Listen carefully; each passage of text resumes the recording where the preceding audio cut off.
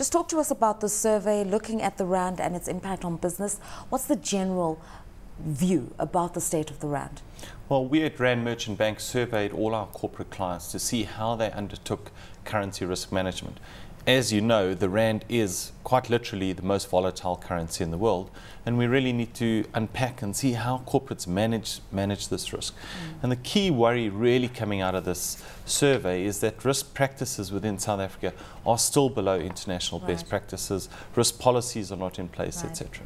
Now, one of the forces that have been influencing the rand recently is the euro, because the rand tracks the euro, and then there was even a time, sometime during the course of the year, when the rand was tracking the dollar. Given recent events within the eurozone economies, what's the outlook for the rand?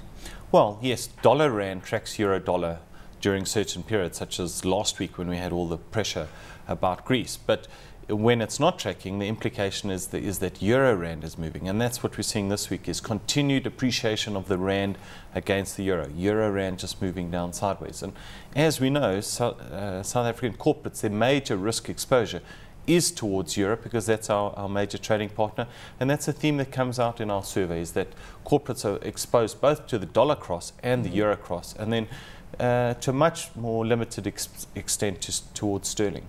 All right, let's talk about stabilizing the rand, because there have been calls within South Africa for the central bank to review the carry trade and the various mechanisms of pricing the rand using the spot or forward pricing mechanisms on the futures market. What options are there to stabilize the rand whilst also leaving it to the devices of the market? Well, the Reserve Bank has two tools available to it. First, it can influence interest rates, which will impact the carry, as you say, the carry trades. And secondly, it can accumulate or sell reserves in the financial markets. In March, the strong rand seemed to have been a reason why the Reserve Bank cut interest rates. But it was quite clear subsequently that that had no lasting impact on the value of the rand at all. And our view at Rand Merchant Bank is that even if we do see further cuts, which is not our expectation, this will not really manage to contain the rand's value. Similarly, reserve accumulation is not all that effective in this market. Really, the bottom line is the authorities can do very little about both the volatility and the level of the exchange rate. Let's deal with the divergent views about the rand. Those bringing in their portfolio flows into the economy, buying into rand-denominated assets, love the strength of the rand. For them, it's a confidence-building sense of the currency. Those who operate using the rand, the exporters, want a weakened rand, because a stronger rand means they're not competitive internationally. And somehow the Treasury and the Reserve Bank have to navigate the territory in between.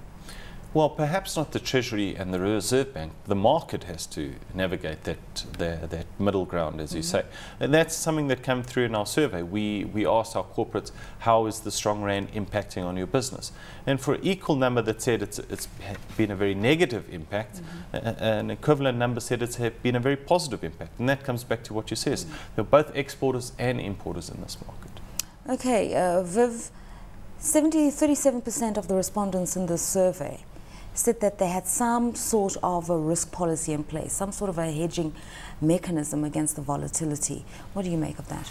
I think that's maybe a bit too low. I mean, considering how volatile the rand has been over the last few years, actually. My question comes back to, you said, the cut in the rates had no effect or no lasting effect. Does it actually mean that the carry trade is not the main driver for rand strength? Is it actually people coming to South Africa because they see good growth prospects they don't see elsewhere in the world? Do you think that's possibly one of the reasons that we see that rand so strong? Is because we are going to grow and places like Greece and to a large extent most parts of the Eurozone are not? I would describe inflows into South Africa as both carrier related and equity flow, portfolio equity flows. Now the first component, the carry, yes, you would think it's sensitive to the interest rate by definition. But I think the point there is that a 50 basis point cut from 7% to 6.5% really doesn't alter your carry all that much, considering G3 rates are effectively at zero. On the portfolio capital flows, this really seems to be a global phenomenon. Investors out there want to be exposed to emerging markets. We're just getting our share of that money. It's not really that specific about South Africa's economy. It's really a view of emerging market outperformance, and we get our share of that capital. John, I want to go back to the statistic that Viv just so elegantly evaded there. What viable risk management strategies are there? Because I think it's quite important for people to find a tool of mitigating against the volatility. Yes, I think that's a very good point. Corporates are very heavily exposed to exchange rate movements. That comes through in our survey. Currency movements do impact on corporate profitability quite considerably. What do corporates need to do? They need to put proper risk management policies in place. They need to review their hedging processes. And this becomes all the more important after the recent changes in exchange control rulings, which allow corporates to use active risk management policies. Unfortunately, as the survey shows, the sophistication is probably not there yet. It's not there yet in the South African economy, and we at Rand Merchant Bank do engage with our corporate customers dealing with these type of issues. In terms of fair value for the rand, many are saying it should be weakened at least to the 8 rand to the dollar level, and even more favorably 8.50.